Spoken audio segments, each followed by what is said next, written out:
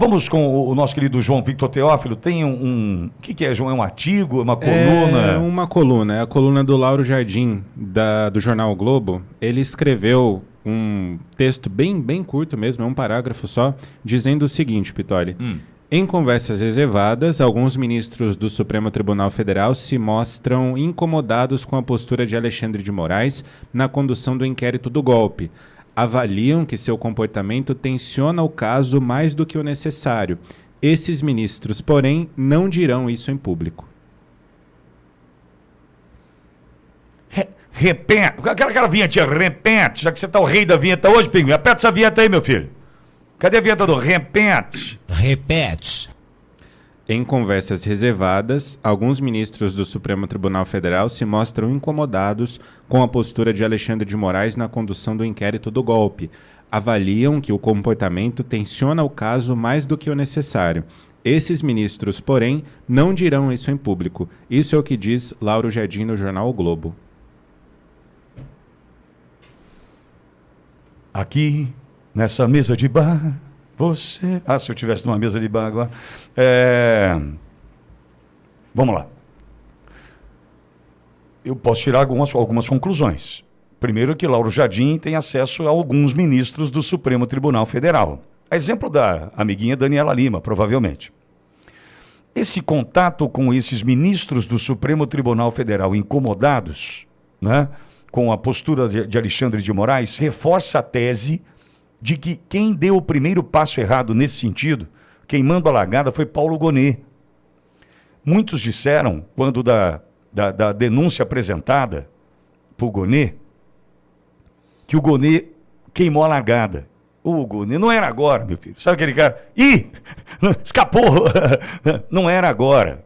Muitos disseram isso nos bastidores, que o Gonet deu uma atrapalhada ali, porque já que ele mandou, agora o Supremo vai ter que agir. Mais ou menos assim, o Gonet viu, a Polícia Federal, né, fez o trabalho dela, chegou no Gonet, o Gonet falou, de vez de ficar na minha mão, eu com essa batata assando aqui, para eu ficar no alvo, eu passo para o Supremo que se lasque. Só que parece-me que passou antes da hora, teve um desconforto ali. Eu não tenho acesso, eu não converso com essa turma, também não quero conversar, não faço questão nenhuma, só que as informações vão chegando.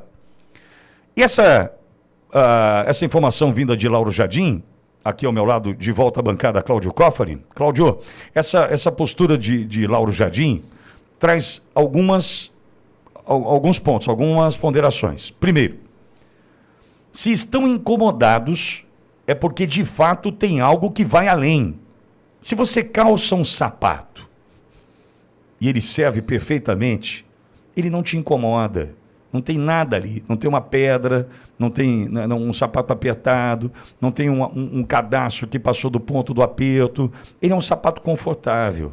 Você anda o dia todo, não se machuca, não faz bolha, né? Aquela coisa legal. Se está incomodando, é porque tem algo errado. Só te incomoda o que não está bem, o que não vai bem. Onde está o problema? O problema está porque tem uma pedra. O problema está porque eu pisei num prego, furou a sola. O problema está porque o cadastro...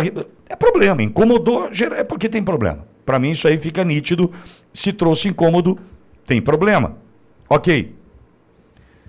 Se tem problema e eles não vão contar isso em público, aí me traz a dor de fazer esse comentário. É uma opinião e eu posso ter. Covardia.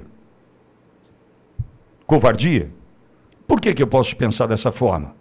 Porque se são 11 e são todos independentes, não há uma hierarquia dentre os 11, a não ser o presidente da corte, que tem suas atribuições, vejo que mais administrativas do que qualquer outra coisa, do que tecnicamente falando, ele estar à frente desse ou daquele. Tem as questões hierárquicas guardadas ao presidente. Mas, com relação às decisões, ninguém pergunta para o presidente o que tem que decidir. Ele tem independência. Total. Se ele tem independência e mesmo assim diz que não vai comentar em público esse incômodo, para mim é covarde.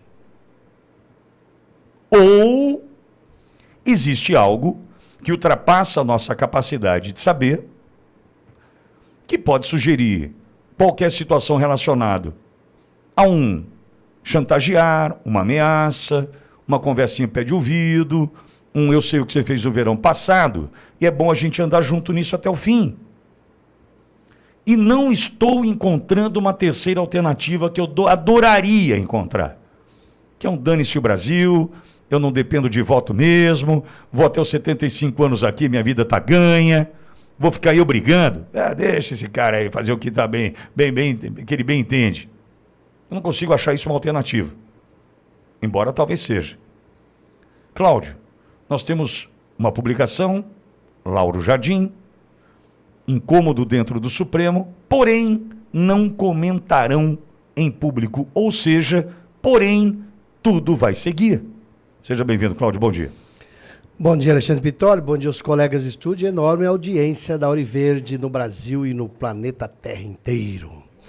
Brasileiros, uma das coisas que nós temos é que nas grandes esferas institucionais, o comportamento segue alguns ritos que a gente, entre países, chama de diplomacia e relações diplomáticas. Então, nas igrejas, a cúpula da igreja também não fala diretamente as coisas, nas grandes organizações as cúpulas também não falam. O próprio Copom, quando faz a ata, ele não é direto numa linguagem que o público possa facilmente entender. Então, nas grandes estruturas, as entrelinhas são tão ou mais importantes do que o que está escrito nas linhas. E o Supremo é assim. O Supremo são 11 pessoas vitalícias, por enquanto, porque nós ainda vamos aprovar uma emenda constitucional estabelecendo mandato para ministro Supremo, e esse mandato essa emenda vai ter uma definição de que todos eles vão sair antes dos 75 anos. O Brasil vai ter que fazer essa emenda constitucional. E ministro Supremo vitalício é insuportável, inadmissível, antidemocrático, absurdo. E como todos os ministros Supremo babam nas cortes constitucionais da França, Portugal, Alemanha, lá todo ministro tem prazo de validade, tem mandato de 8, 9, 12 anos.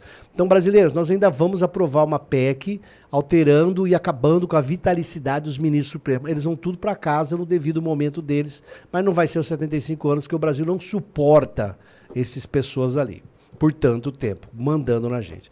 Mas quem está lá dentro, saibam todos vocês, estão todos garantidos, como o Pittoli falou, todos até os 75 anos na lei de hoje. É um mar de egos que tem livros falando, são 11 Supremos, não é um Supremo. Cada ministro é uma ilha isolada que cuida da própria vida. Eu, pessoalmente, já tive mais de uma vez no Supremo Tribunal Federal, já tive na Sala Verde, já tive na Sala Branca, algumas salas internas. Eu já vi pessoalmente o ministro Alexandre de Moraes chamar a atenção do líder do PT no meio de todo mundo por causa de decisões que o PT fez no plenário do Congresso. Então o ministro Alexandre de Moraes, ele não esconde que ele é o cara que fala o que ele quer, expõe o que ele quer, aperta, cobra, pressiona quem ele quer. Ele tem esse comportamento nos bastidores da política. O ministro Gilmar Mendes é outro que cobra, liga, telefona, pressiona. Eles têm. Nós vimos o Barroso atravessar e lá quando o presidente do Bloco Superior Eleitoral, ele foi lá na Câmara dos Deputados conversar amigavelmente para os políticos derrubarem a proposta de voto impresso, de voto auditável impresso. E o Congresso mudou tudo. Eles fazem política partidária escancarada, que é ilegal e gera impeachment. Por isso que eles aprovaram, dia 11 de março, a ampliação do foro privilegiado para poder botar todos os políticos de Brasília no bolso deles, presos a eles, destruídos na política por eles. É uma briga muito pesada. Mas ministros do Supremo que estão lá dentro sabem que para falar algumas coisas em públicos, eles serão pressionados, cobrados, a equipe de assessoria deles será cobrada, eles vão ouvir gente apontar o dedo na cara deles e o ambiente de trabalho deles vai virar uma porcaria. Então vamos lá. O ministro Zanin, que hoje é o presidente da primeira turma, aquela turma que basicamente todo mundo vota obedecendo Alexandre de Moraes. Todo mundo.